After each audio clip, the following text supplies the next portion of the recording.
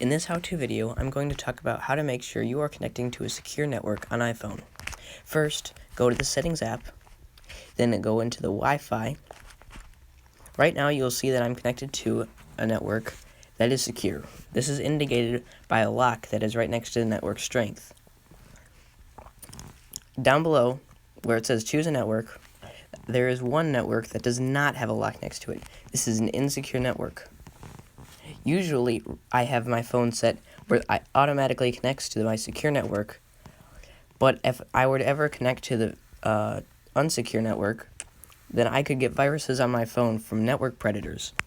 So what I'm going to do is I'm going to go to the network VisioCast Display 3956, which is an insecure network, and I'm going to turn off auto join and forget the network.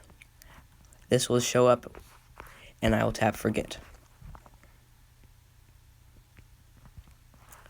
A few other things that you should look for to protect your phone from network predators is to know what your password is all the time.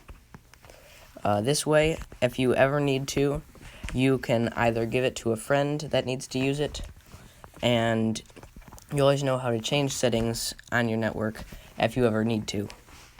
Also, know who has access to your network. Your next door neighbors could, if you live close enough and they know your password. You not want to know that they are trustworthy people to be able to get into your network. You also want to know who knows your password. These could be anybody, your friends, family, anybody that could be visiting, and they can also get into your network and change things.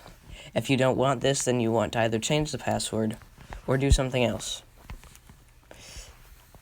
Other things that you can do to improve the safety of your network is you can change your password every so often. So if somehow someone else does get your password, by changing it, they will not have the password anymore, and you will be for sure knowing that nobody can get into your network until you tell everyone the password that you trust.